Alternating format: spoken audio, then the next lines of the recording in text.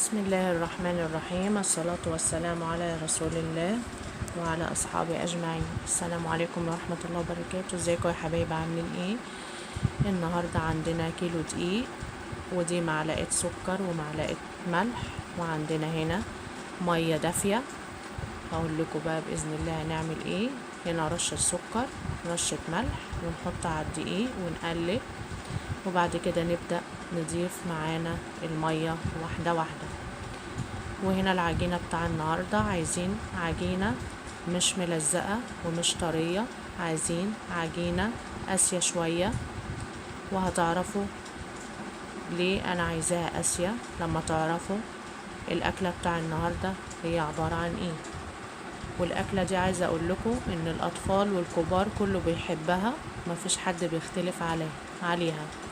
وبنجيبها بالاسعار بقى اللي انتوا عارفينها، تيكاواي والحاجات اللي هي بتاع السوق دي، بنجيبها باسعار خرافية ومش عارفة على ايه. انتوا هتشوفوا دلوقتي تكاليفها بسيطة وسهلة ان هي تتعمل في البيت.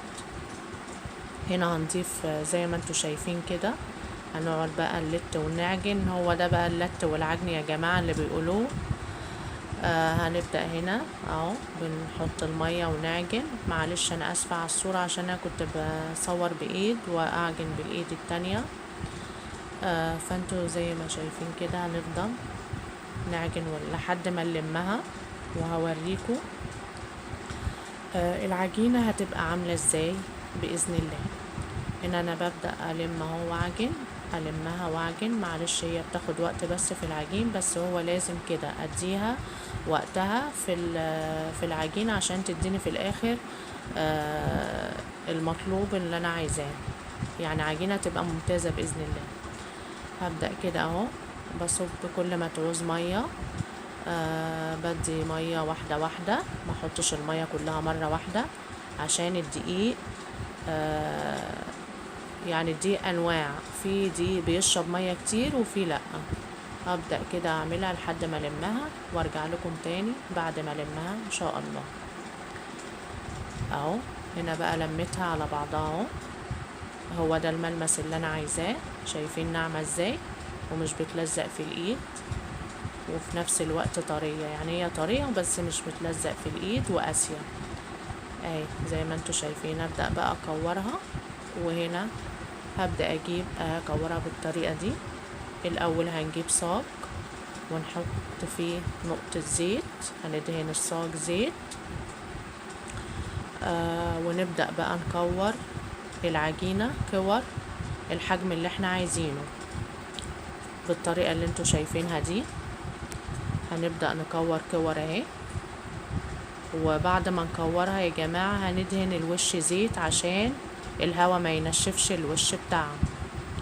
هنبدأ بقى اعمل لكم واحدة تانية عشان اللي مركزش معايا اهو. وهبهدن الوش، هنملى بقى الصاج كله، وبعد كده ارجع لكم تاني. هنقطع كده بدهن اهوت الوش زيت زي ما قلت لكم عشان الهوا ما ينشفش وشها. ونبدأ اقطع العجينة كلها وهرجع لكم بإذن الله. كده بعد ما عملت كل الكمية اهو، بسم الله ما شاء الله. شايفين قطعت قد ايه، الصاج كله مليان اهو. نبدأ بقى نغطيها بكيس بلاستيك ونريحها شوية لمدة ربع ساعة 10 دقايق، يعني عقبال ما احضر الحاجات اللي انا عايزاها الباقية. وبعد كده هبدأ اقول لكم الخطوة اللي بعد كده. كده اهوت انا غطيتها بكيس وفوطة وهتركها لمدة 10 دقايق او ربع ساعة لحد ما نبدأ في الحاجات اللي بعد كده. هنا عندنا ده بصل مقطع، حطيته في طاسة وعليه شوية زيت، وهبدأ اشوح البصل ده على البوتاجاز زي ما انتوا شايفين كده، واقلب فيه لحد ما يتشوح. وبعد كده اقول لكم على الاضافة اللي احنا هنحطه بعد كده. يا ترى مين عارف بقى الاكلة اللي احنا هنعملها؟ دلوقتي اهو بقلب، وبعد كده هنبدأ نحط الاضافات اللي بعد كده زي ما قلت لكم. انا هنا الاضاءة وحشة شوية، بس معلش بعد شوية تبقى واضحة ليكم اهو. انا ببدأ اهوت، هو ما بياخدش وقت وبيبقى على نار هادية يا جماعة. نهدي النار ما نعليش عشان البصلة ما تتلسوعش وتبقى مش مستوية. احنا اهو كده الاضاءة هي الحمد لله بقت كويسة، اظن هنا الصورة واضحة. هنا ببدأ اشوحه اهو على نار هادية مع معلقة زيت زي ما انتوا شايفين وانا قلت في الاول. هنبدأ بقى نضيف عليه شوية حاجات كده تخلي الطعم جميل لما نيجي ناكله. وانا هقول لكم دلوقتي احنا هنعمل ايه بالبصلة دي، بس انا بقول لكم دلوقتي ان احنا بنشوحه وهنضيف ايه عليه، وبعد كده هقول لكم هنعمل ايه بيه. احنا دلوقتي اهو بدأنا بنشوح بنقلب، هو بياخد يعني بتاع 10 دقايق كده تقليب على النار لحد ما الاقي البصلة معايا يعني ايه هي بتبان دبلت زي احنا ما بنقول كده، احنا في المطبخ بنقول دبلت. هنحط عليها رشة دي ملح، رشة ملح ورشة فلفل اسود ونقلبها مع بعض. وبعد كده هتشوف الاضافة اللي بعد كده اللي هنحطها، هنضيف عليها حاجة تانية عشان تخلي الطعم اطعم واطعم. وان شاء الله الاكلة دي هتدعولي لما اولادكم يفرحوا بيها ومش هيصدقوا ان انت اللي عاملاها بايديك يا ست الحبايب يا ست الكل. دلوقتي هنبدأ بقى نقلبها عشان الملح يبقى في البصلة تبقى مملحة وحلوة وكويسة. اهو انا هنا بقول لكم ان هي بدأت تدبل اهي، هو ده المطلوب. نضيف بقى الاضافة التانية، ده فلفل رومي، ولو عندنا فلفل حامي لو انتوا بتحبوه اللي هو حراق يعني تضيفوا قرن فلفل بس حراق والباقي رومي. وهنشوحه برضو مع البصلة، بس يعني ما نقرص على الفلفل جامد، احنا هنخليه في الاخر. عشان كده شايفين بقى اتشوح بس لسه بالخضران بتاعه ازاي، يعني هو بالرغم من انه اتشوح والبصلة هنا كرملت، انا عايزاها تكرمل يا جماعة عشان يبقى الطعم جميل كده. احنا هنقفل عليه وخلاص على كده نرفعه من على النار. نرجع بقى للعجينة اللي انا قلتها لكم في الاول. هنا اهو ده عدى عليها ربع ساعة، شايفين بقى طريت ازاي. هنبدأ ندهن هنا زيت ونبدأ هنا نفرد العجينة زي ما انتوا شايفين، هنفردها جامد اهو. ولازم نرشة الزيت دي يا جماعة عشان العجينة تفرد معانا بكل سهولة، وكل ما نريحها كل ما العجينة تفرد معانا زي ما انتوا شايفين كده. بنبدأ نوسع ونرققها، والطروف والحروف برضو نرققها.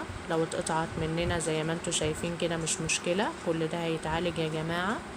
بعد كده نطبق الراق الاول على الراق التاني زي ما انتوا شايفين في الصورة نعملها زي الظرف كده زي ما بيقولوا. نركن دي على جنب.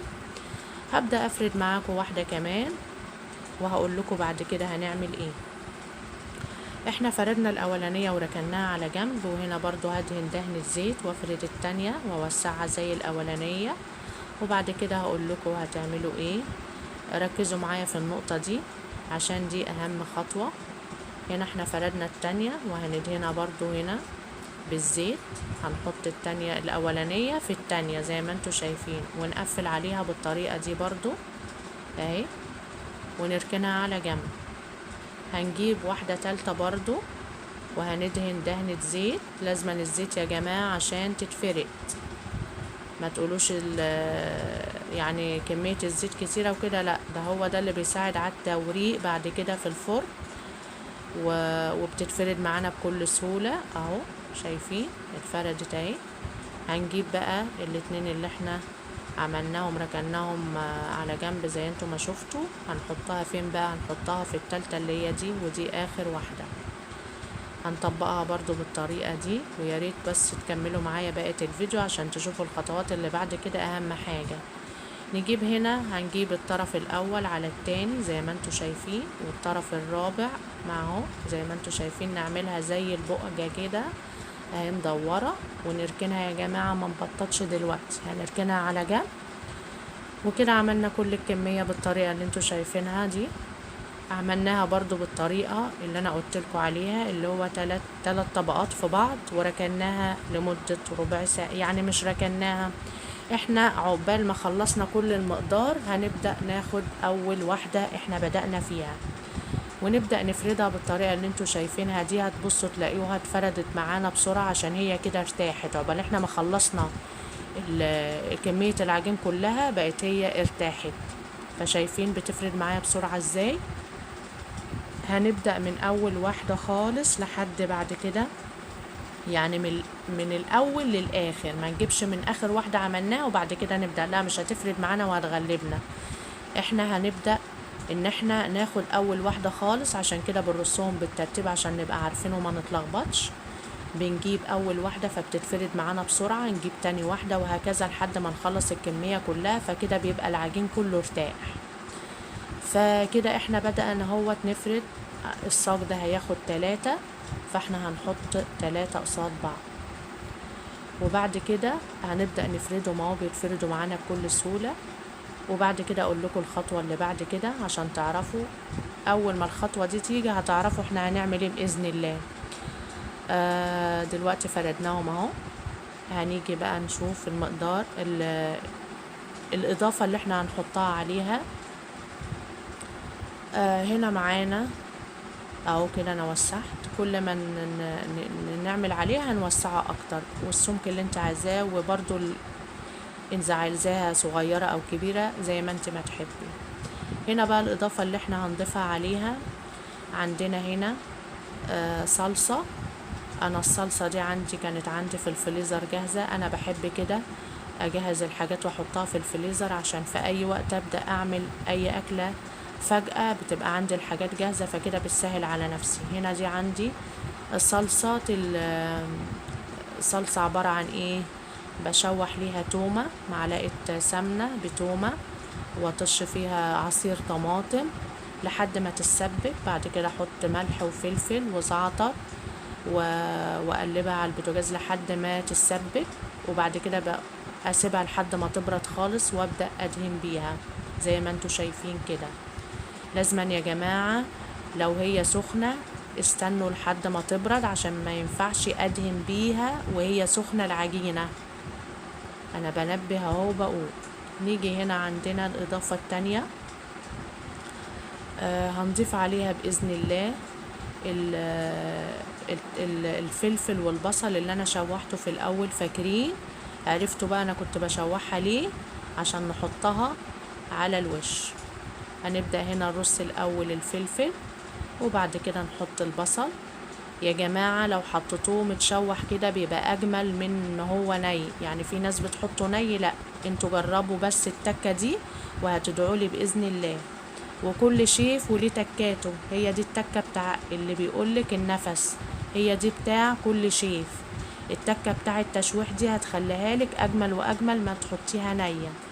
نبدأ بقى نحط الاضافة اللي بعد كده. هنا دي عندي لحمة برضو متعصجة، لحمة متعصجة كان عندي برضو في الفريزر انا شايلاها. وطبعا كلنا عارفين اللحمة المتعصجة بتتعصج ازاي، واللي حابب يعرف يعني يقول لي في الكومنتات وانا هبدأ اقول له ازاي بتتعمل. كده عملنا كل المقدار اهو. بسم الله ما شاء الله. شايفين الكمية قطعت لنا يعني تكفي بسم الله ما شاء الله عيلة، او انتوا لو عندكم رحلة برضو هتكفي بإذن الله. هنا بقى هدخلها الفرن على درجة حرارة 180، وان شاء الله هصور لكم برضو في الفرن وهي بتستوي. كده انا خلصت خلاص كل الكمية. ابدأ بقى اسوي على طول، ما بسيبهاش ترتاح ولا حاجة تاني. خلاص على كده انا اول ما بخلص بروح حطها في الفرن. وهنا بقى انا عندي الفرن بتاع البوتاجاز اللي انتوا شايفينه ده. هي اول ما بتخش على نار عالية اهو. ده الفرن هنا حامي على نار عالية عشان تطلع بسرعة. وهنا بنشوف اهي ما خدتش بتاع 10 دقايق يا جماعة، وبنشوف القعر بتاعها لو استوى. هنا فيه اهو لسه بسيط، يعني بتاخد بتاع 10 دقايق كمان والقعر يستوي بإذن الله. شايفين النار عالية هنا عشان تورق معايا. هنا يا جماعة اهي بعد 10 دقايق استوت اهو من تحت كده. خلاص اطفي عليها وطلعتها بالمنظر الجميل ده. واول ما اطلعها يا جماعه بغطيها بفوطه. هي مش عارفه ليه تقريبا هنا التليفون فصل فما جاتش المشهد ده. بنغطيها بفوطه عشان تبقى طريه معايا. هنا بقول لكم هتقطعوها عندكم اوبشن. هنا دي قطعه البيتزا او هنا المقص. انا بفضل المقص عشان بيسهل عليا على طول، بتبقى سريعه.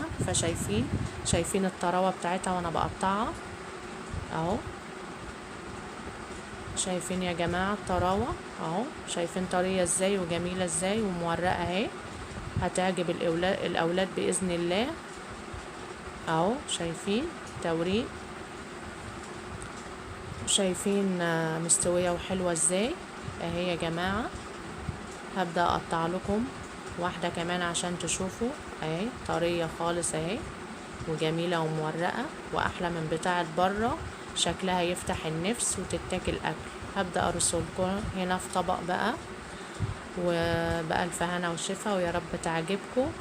ولو عايزين المقادير بالظبط ابعتولي في اول تعليق وانا هبعت لكم المقادير في اول تعليق مثبت.